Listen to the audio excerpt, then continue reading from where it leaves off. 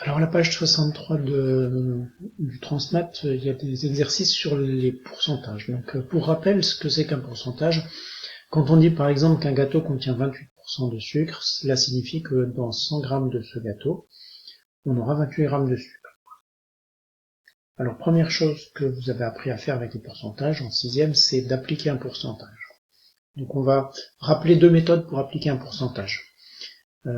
Alors, la situation, on a un collège de 420 élèves, il y a 35% de garçons.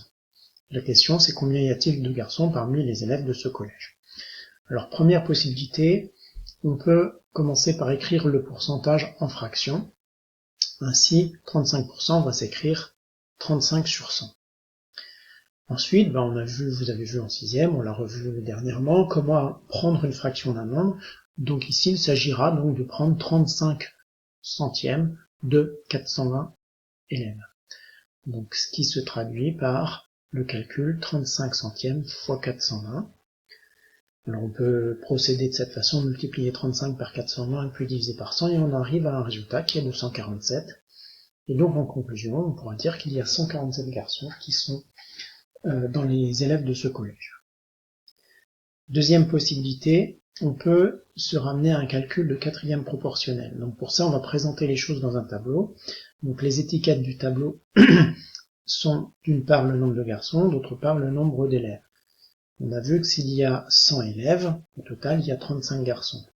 On sait qu'au total il y a 420 élèves dans le collège, donc le pourcentage sera le nombre de garçons le nombre recherché, x, c'est ce nombre ici dans le tableau. Donc en utilisant le calcul de la quatrième proportionnelle, le nombre x est égal à 35 fois 420 sur 100, on retrouve notre 145, nombre de garçons dans ce collège. Alors autre chose que vous savez faire concernant les pourcentages, c'est de calculer un pourcentage. Par exemple, on a lors d'un match de basket un joueur qui a réussi 24 paniers sur 30 lancés. On se demande quel est son pourcentage de réussite. Donc, deux possibilités là encore.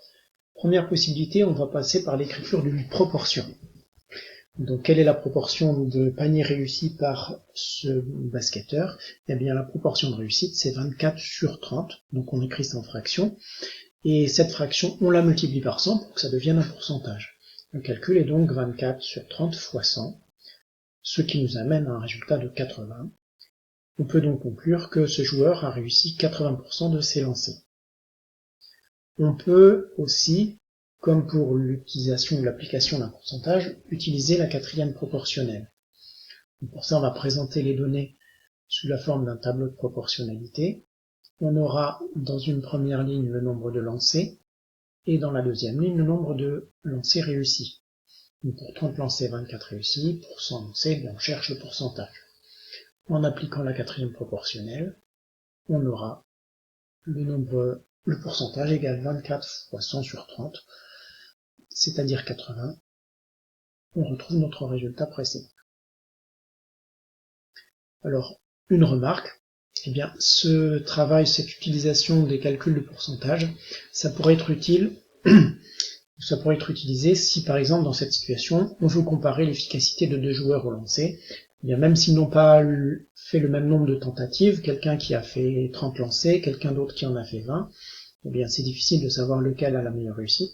En passant par les pourcentages, ce sera beaucoup plus facile de les comparer. Voilà pour le travail sur les pourcentages.